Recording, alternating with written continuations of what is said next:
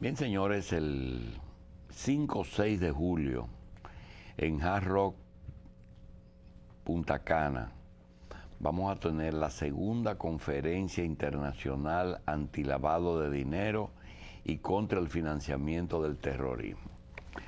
El doctor Alejandro Rebolledo es director general y organizador de esa conferencia. Él es abogado, especialista en derecho penal, criminalística, con un máster en esas dos materias. Es doctor en ciencia jurídica, profesor de pregrado y experto antilavado. Es también, o fue asesor de la Comisión Especial que investigó el lavado de dólares y corrupción del sistema financiero de Venezuela. Vamos a conversar con él y tenemos otro tema que es el crimen como oficio y su repercusión en Latinoamérica. Ese es el tema que él va a tratar el próximo 5 y 6 de julio en Punta Cana. Doctor, buenos días. Buenos días, gracias por estar con nosotros. El crimen a que usted se refiere, ¿es específicamente lavado o todo tipo de crimen? Es que, no, así, lamentablemente, el avance que ha tenido la delincuencia organizada en todos nuestros países, Latinoamérica, el Caribe y Europa, porque ni el Banco del Vaticano se ha salvado, ya lo han sancionado ya por segunda vez por no tener las medidas contra la prevención del lavado de dinero.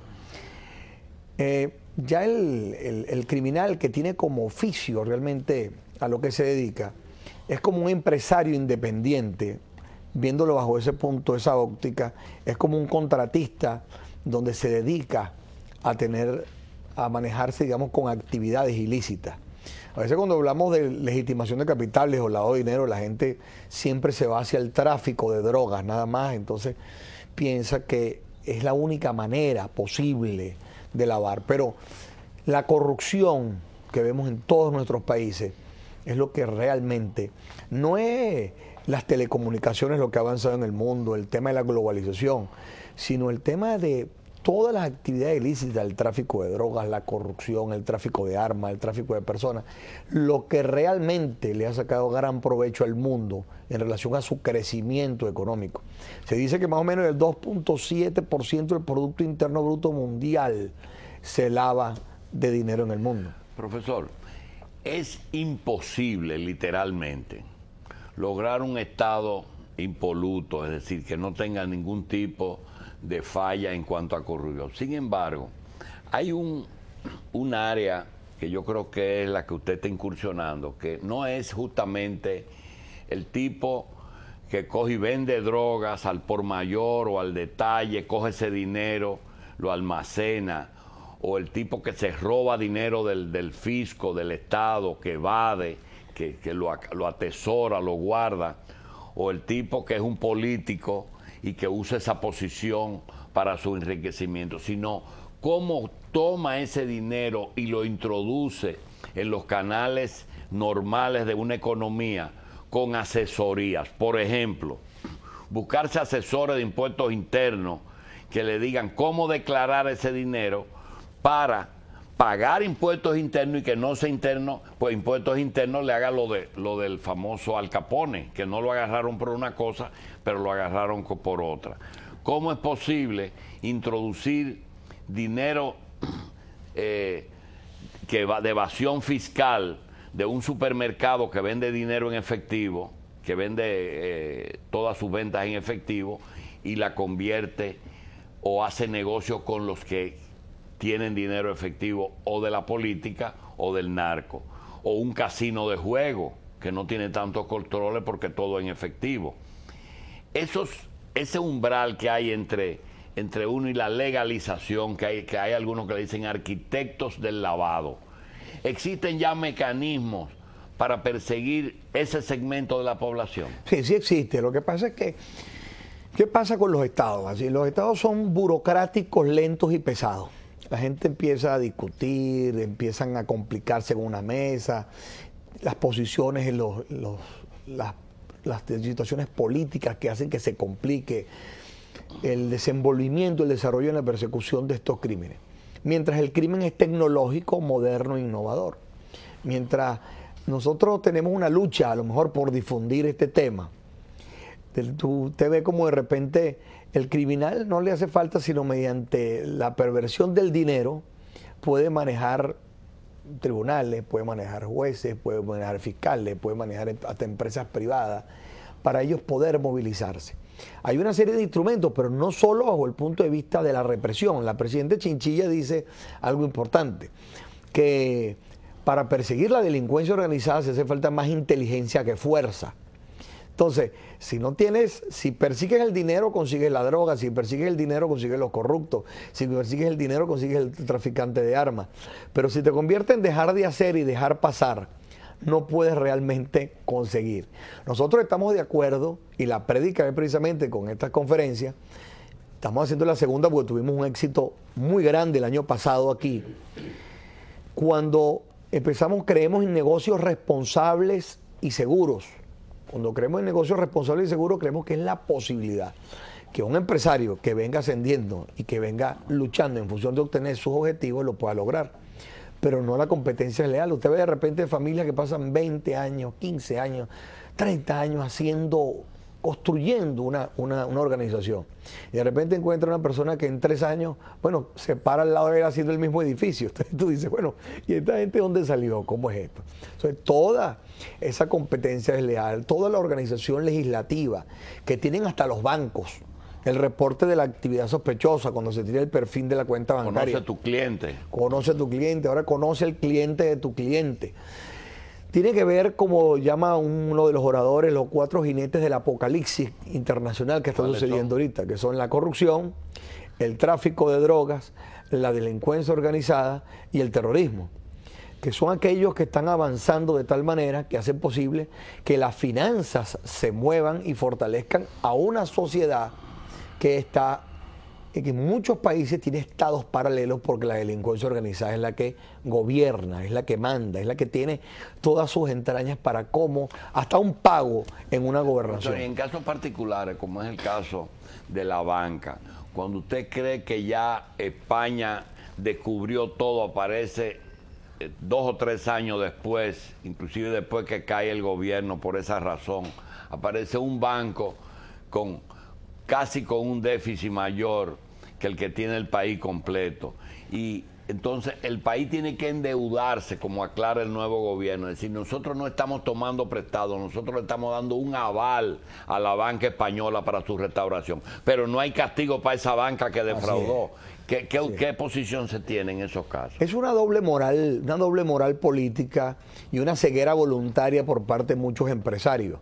No es posible que los mismos protagonistas de la crisis financiera en el mundo, recuérdese lo que pasó con los Estados Unidos y la pérdida, visitar cualquier ciudad de los Estados Unidos y ver cuánto se está vendiendo. Se está vendiendo casa, apartamentos, negocios. No hay nadie preso por eso. Por eso le digo. Entonces, los mismos protagonistas de esa crisis siguen vigentes hoy día. Son los que de alguna manera dieron las líneas económicas. Los que crearon esa crisis. Así es. Y todavía siguen siendo asesores de los gobiernos actuales. Entonces uno dice, bueno, ¿cómo es posible que estos sujetos que dejaron tantas familias en la calle, que dejaron tantas familias sin lo que era a lo mejor la reserva de toda su vida, entonces ellos sigan teniendo primero cualquier cantidad de dinero de ellos en los bancos y siguen suscitando y llevándose una vida como unos grandes héroes que son los grandes protagonistas? Es ahí donde nosotros decimos, no se trata solo de prevenir y detectar. Por ejemplo, usted comentaba al inicio del programa lo de la Organización Suramericana. A nosotros nos parece importante lo que ha dicho el fiscal general de Ecuador y el fiscal general de Colombia sobre que UNASUR pueda tener una corte penal que no vaya en contradicción con la Corte Penal Internacional ni la Corte Interamericana de Derechos Humanos, pero sí para sancionar delitos como el tráfico de droga y la delincuencia organizada en la región. Es igual la posición del presidente Santos, de que se cree regionalmente que un organismo para que tenga información de los dineros que se manejan. No es decir que un empresario salga de cualquier país y entre a otro como un gran inversionista, pero ¿cuál es el origen de tu fondo? ¿Qué fue lo que hiciste allá? Porque al final podemos ver centros comerciales espectaculares, restaurantes bellos, pero nadie entra. Entonces, el problema es que a lo mejor no había seguridad de inversión en su propio país. Bueno, esa es la excusa que algunos ponen, ¿no? Por ello yo creo que ahí hay que perseguir. En el caso de su país, por ejemplo, aquí tenemos una inversión de Venezuela que todo el mundo sabe el origen, que son gente que tenían ese negocio allá y que entendieron que había mucha cortapisa y dijeron, bueno, nos vamos para Panamá o nos vamos para Santo Domingo. No, nosotros estamos de Sin verdad ser nosotros paraíso fiscal. Claro, cuando encontramos a los venezolanos que se han ido de Venezuela y vamos nosotros que estamos por Latinoamérica y el Caribe visitando y predicando este tema. Bueno, encontramos cualquier cantidad de venezolanos importantes que han hecho inversiones sumamente importantes, por supuesto, en otros países. Cuestión de que también nos contenta, pues, porque también el país le ha abierto las puertas a esa inversión. Pero claro, ese es un grupo que se conoce en el país, que se conoce en la región y puede y está haciendo grandes inversiones. Hablamos de la delincuencia organizada, que personas que también con gobiernos corruptos en 5 años, en 10 años o en 14 años, también son grandes empresarios fuera de Venezuela, que su condición o su perfil o su currículum no iba más allá de ser un ex funcionario público. Y en lavado, en las investigaciones de lavado, se puede determinar, le vamos a tratar puntos bien álgidos. Por ejemplo, que un gobierno que sospeche que está llegando a su fin, comience en forma individual sus funcionarios a trasegar fondos. Me refiero específicamente a Cuba y Venezuela. Ahora con el caso de Chávez, o en Cuba con el caso de los Castro, dice, bueno, ya no hay mal que dure 100 años, esta gente un día tenemos que irnos, y comienzan a trasegar fondos hacia otras naciones. ¿Es posible detectarlos? Claro, claro que es posible, solo que es un tema institucional. ¿Qué quiere decir institucional? Nosotros tenemos que tener instituciones que sean capaces de perseguir estos sujetos que andan sacando el dinero y llevándolo para todos los países. Yo me acuerdo que yo fui asesor de la comisión especial que investigó el lavado de dólares y la corrupción del sistema financiero en Venezuela. Un expresidente de la República aperturó unas cuentas en Islas Caimán, y después de esa cuenta, cuando se vio más o menos descubierto con una relación con el BCCI, con uno de los directores del BCCI, un señor llamado Faron, que era un banco de comercio internacional que tenía que ver con tráfico de drogas, tráfico de armas y lavado de dinero. Bueno, ese expresidente tenía cuentas mancomunadas con su ex mujer ahí, o con su mujer. Después que se es descubierto, ella manda una carta diciendo que por favor saquen las cuentas de ahí y sean transferidas al Che Manhattan Bank. Una vez que se transfiere el dinero, se persiguió el dinero. Y lo mismo pasó con Pinochet.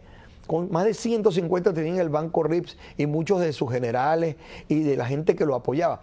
Por eso es importante que no exista ceguera voluntaria por algunos empresarios y comerciantes. Pero hay gobiernos que tienen ceguera voluntaria también. Sin lugar a dudas. Pero hay también otro elemento, doctor, y es que hay alguna ceguera voluntaria que es necesaria porque hay economías que están sustentadas mayoritariamente en el lavado, y si usted le saca la alfombra al lavado, derrumba la economía de ese país, como el caso de Estados Unidos. Tú en Estados Unidos y compras un carro al contado y te lo venden, y no te preguntan en mucho el acta de nacimiento. Sin embargo, si va al banco, sí. No, y hay un tema, don Así, que hay que tener en cuenta. A veces la doble moral, por eso hablamos de la doble moral. Si nos quitáramos la careta en el tema y dijéramos, bueno, vamos a hablar concretamente de él. Vamos a decir, mira, chicos, porque cuando una persona, un ciudadano común, va a aperturar una cuenta en cualquiera de estos bancos, le piden hasta la partida de nacimiento de su abuela. Pero cuando se va por banca privada, le dice, no, mire, mándeme los papeles cuando pueda. Por eso que usted dice, el cliente de su cliente. Así es, transfírame los $500,000 y después me manda los papeles cuando pueda. Pero el señor va a abrir una cuenta con $1,000 y le dice, no, entrégame toda su documentación. Entonces, hay una doble moral en el mundo. Disculpe. Doctor, buenos días. El fenómeno y el caso de Alfonso Portillo para Latinoamérica, ¿qué significa? ¿De qué manera se puede fomentar esos recursos legales que aplicaron en su caso para detectar ese dinero ilícito producto de la corrupción depositado en la banca norteamericana? Bueno, el caso de Portillo, el caso de Alemán, el caso de Montesinos, el caso de Pinochet, el caso de este sujeto, el gran gurú de los brokers, que era Madoff, y ahorita Stanford, que lo acaban de condenar también. Es un tema que cuando se está en el poder, muchas veces se piensa que nunca se va a dejar el poder. Entonces, que nunca le puede tocar. Que nunca le puede tocar. Entonces, pero es que es tan perverso esto que ellos no solo se van ellos, sino que arrastran a toda su familia. Porque en el momento que se apertura una cuenta y que ellos son presidentes de la República, son generales, son militares, ellos son PEPs, son personas políticamente expuestas. Y de ahí toda su relación familiar también llega. Bueno, usted, su papá, ¿qué es? No, mi papá es ministro. Cuñado. Su cuñado, hasta las amantes. Bueno, en relación a eso fue lo que ha pasado con todos estos presidentes y expresidentes. Han creído que tener dinero y gastarlo y despilfarrarlo y comprarse un apartamento en Nueva York, como que si nadie se enterara, porque ese tipo de vida que se lleva, venga por acá, presidente, eso que se crea alrededor, ¿no?, de aquel poder, cree posible que también se maneja. A veces encontramos a funcionarios públicos que no tienen, pero ni la más mínima discreción del cómo manejarse. Usted lo ve, el cambio de estilo de vida, el cambio de vehículo, cómo se muda. La declaración jurada de bienes. Mucho significado. Por eso yo digo que cuando volvamos a tener instituciones, porque pasara, que es como la canción de Shakira, solo sordo y mudo. Sordo, ciego, mudo, sí. Sordo, ciego, mudo, porque parece que las instituciones están ahí, pero son un gran elefante blanco que nadie hace nada, porque nada más con una declaración de establecer que cómo entró esa persona y cómo está saliendo, y los signos exteriores de riqueza. Doctor, y aunque la globalización ha previsto, por ejemplo, que ya en Suiza no hay secreto, que no hay zonas de esa como Gran Caimán, Panamá, las Bahamas. Paraísos fiscales. Realmente ese asunto de que haya tantas multinacionales justamente para corrupción, para armar lío aquí en Panamá, en Italia, en esas cosas que aparecen a cada rato, escándalos. ¿La globalización ha sido buena o mala en ese sentido? Claro, es inevitable, es imposible pararla en fracciones. Nosotros estamos hablando aquí, hay millones de transferencias en este momento. El tema es cómo nosotros poder perseguir, por eso este tipo de conferencias, es decir, nosotros estamos en prevenir y detectar, para que evites el riesgo operacional, reputacional y legal.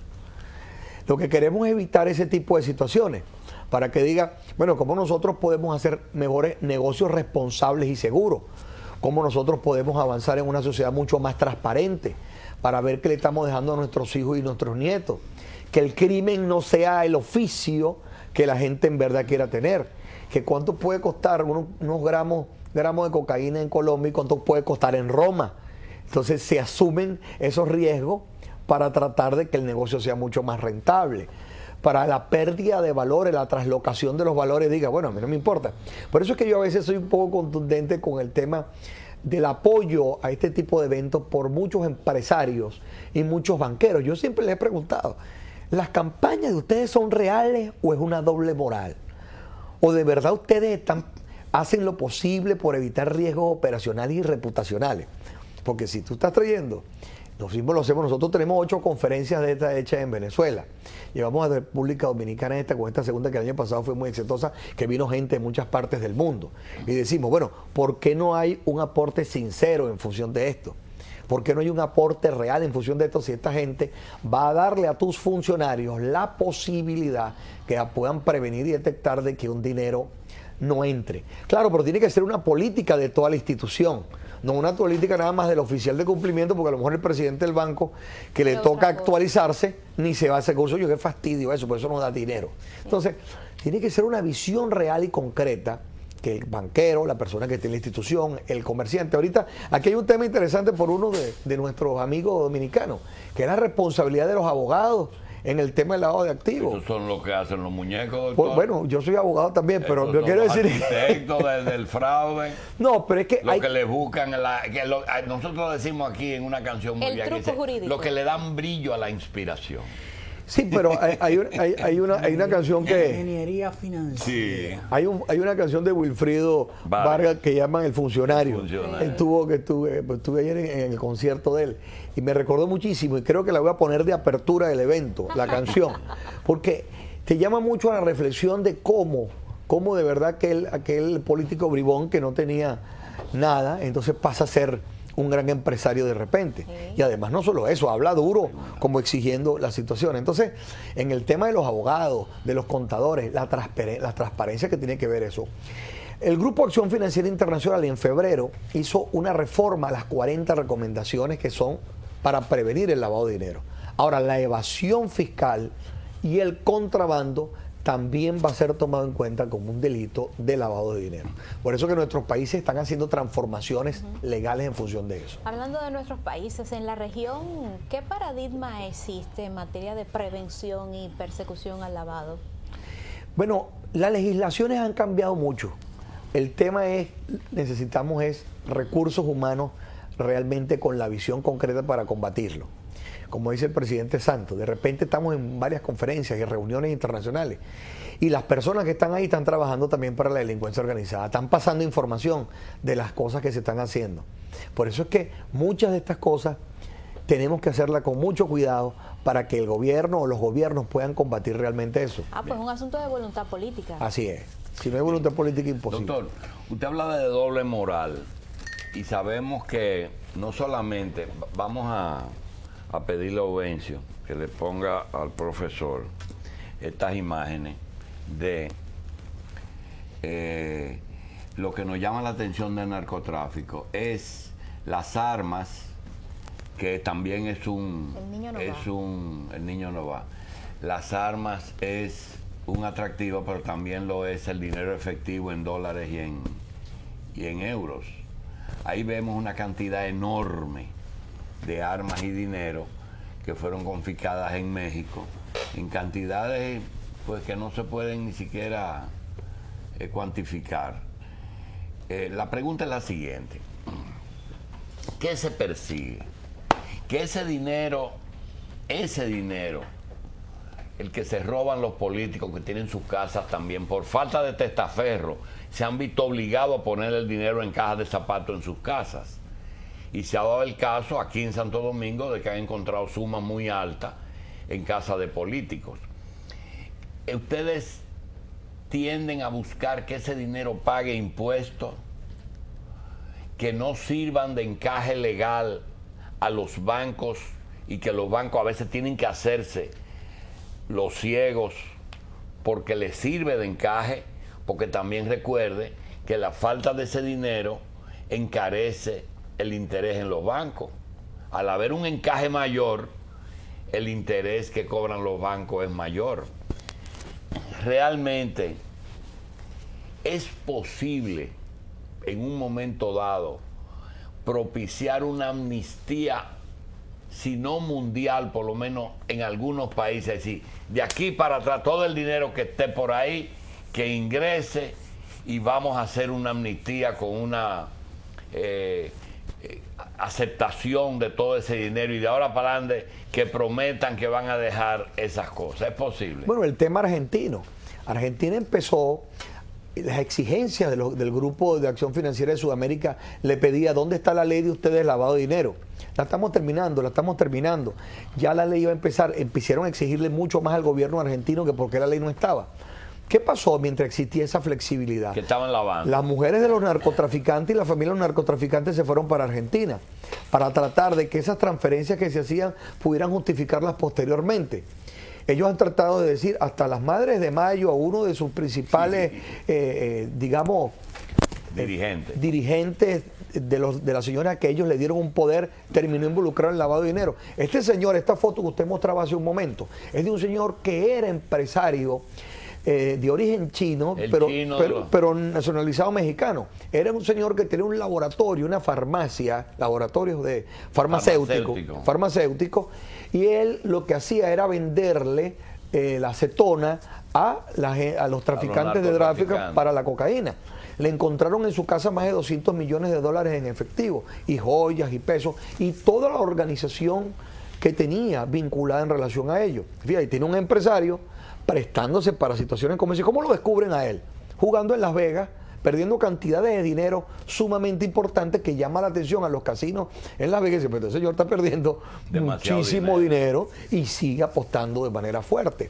Bueno, resulta que al final se le hace un seguimiento, persigue el dinero y conseguirá la droga, persigue el dinero y conseguirá. Es más inteligencia que fuerza. Y se consiguió este ciudadano que realmente financiaba a estos sujetos. Entonces, yo creo que más que la transparencia, bueno, Argentina, hay las esposas de estos sujetos y la familia de estos sujetos traficantes de drogas son encontrados ahorita en Argentina que los están investigando para sacarlos de allá. Mientras se sea flexible, no se puede combatir esto. Así que hay que ser contundente, pero lo que yo llamo la atención es a las unidades de inteligencia financiera de todos nuestros países, de Latinoamérica y el Caribe. Por más que nosotros tengamos reporte de actividades sospechosas y no haya sanciones posteriores, ellos encuentran la experiencia vulnerables. Nos dice cuáles son, usted dijo cuáles eran los 4 jinetes del apocalipsis. Ahora, ¿cuáles son los 4 jinetes sobre los que cabalgan esos jinetes del apocalipsis? ¿Cuáles son los negocios más propicios que se dan para el lavado? Es decir, lo que tienen que ver con transacciones en efectivo. Pero ¿cuáles son? Bueno, sin lugar a dudas, el tráfico de drogas siempre lleva un liderazgo. Pero en nuestros países el tema más grave es el tema corrupción.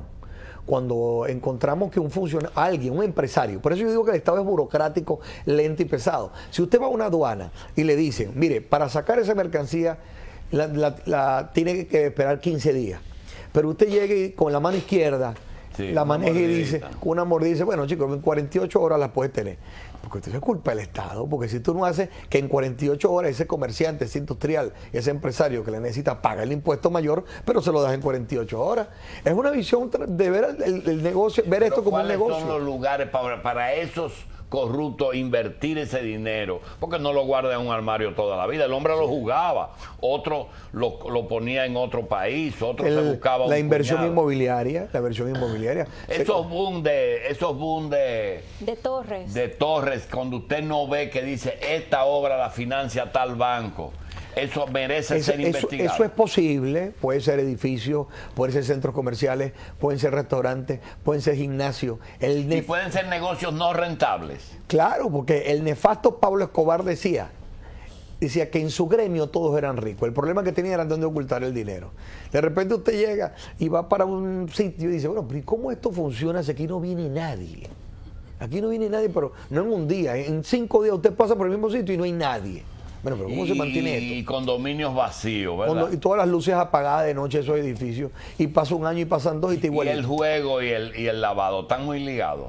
Bueno, la transparencia del casino. Fíjate lo que pasó en México con el casino aquel que quemaron. Sí.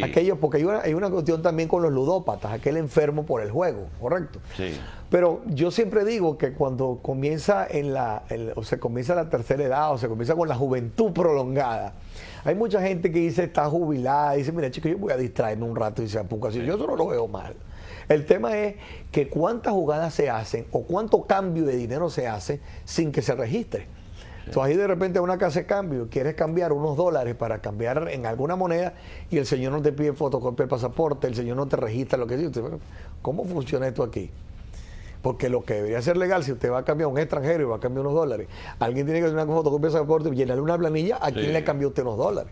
Inclusive para revertirle esos dólares después. Correctamente. Porque uno dice, esas son las preguntas que pasan mucho en nuestros países de Latinoamérica y del Caribe. El tema venezolano es un poco distinto, ya tenemos un control de cambio.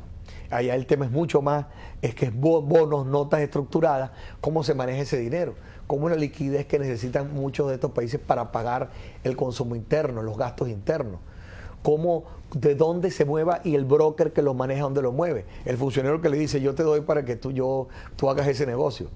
Y al final vemos gente con caballos, gente dándose una vida que tú dices, bueno, ¿qué tipo de visión política es esto? Eso no es el socialismo en Europa. Pero la venta al contado, que son, por ejemplo, no solamente casinos, sino las casas de apuestas. Aquí hay más casas de apuestas aquí en Santo Domingo que venta de comida. Aquí usted coge avenida y encuentra 54, 55 bancas de apuestas y 30 colmados. Pero la pregunta es, en caso de de los negocios que venden al contado. Por ejemplo, los supermercados, que un 60, un 70% no es con tarjeta de crédito. Sino... La visión del sujeto obligado, cuando nosotros hablamos de negocios financieros y negocios no financieros, ¿dónde está, digamos, el aspecto más vulnerable en torno al lavado? En los negocios no financieros. Porque los negocios financieros, las casas de bolsa, las empresas de seguro, los bancos, tienen una estructura para reportar esas actividades. Mal o bien, más o menos, pero ahí la tienen. La mayoría lo hace bien, pues si no, imagínense lo que empezara a penetrar por el mercado. Pero los negocios no financieros, las ventas de vehículos, esos supermercados, hay que ampliar la ley en función de que sujetos obligados sean ese tipo de negocios también importantes. ¿A quién le compran ellos los productos? ¿Cómo ellos pagan o no el impuesto? Cuando uno va a comprar un apartamento o una casa en muchos de nuestros países en Latinoamérica y el Caribe, le dice, no se preocupe, no lo registre aquí, monte una empresa fuera del país, un offshore, y compra con eso la casa. Y entonces, ¿por qué? Porque si usted lo declara aquí, tiene que pagar el impuesto, o decir el origen. Ya el impuesto se sabe cuánto usted gastó. Y como se sabe cuánto usted gastó, va a tener que pagarle mucho al impuesto. Es decir, te incitan a que tú vayas por el lado izquierdo sin necesidad de ir por donde se tiene que ir. Doctor, ¿es posible? Entonces, la persecución de los impuestos puede evitar el enriquecimiento ilícito. Claro, porque por eso es que el mundo se dio cuenta de que si no se tiene elevación, no se controla el tema de la evasión fiscal, sí, tú vas a poder tener ahí, bueno, ese dinero que yo no declaro es un dinero que me está... Por eso es que el tema de los abogados, cuando mis amigos me dicen, bueno, Alejandro, es que según tú, entonces ahora nosotros no podemos ejercer. No, yo creo que sí, vamos a ejercer, vamos a ganar mucho. Yo puedo coger ahora mismo, por ejemplo, y coger, si tengo un dinero así, el gobierno cobra 25% de ganancia de capital. ¿Usted sabe lo que es ganancia de capital? Aquí en Santo Domingo, si usted compra una empresa que le costó 100 pesos y la vende en 1,000 pesos, por 900 pesos usted va a pagar ganancia de capital, lo que se ganó en esa empresa. Entonces, si usted tiene el dinero ese que vimos en la fotografía y está en venta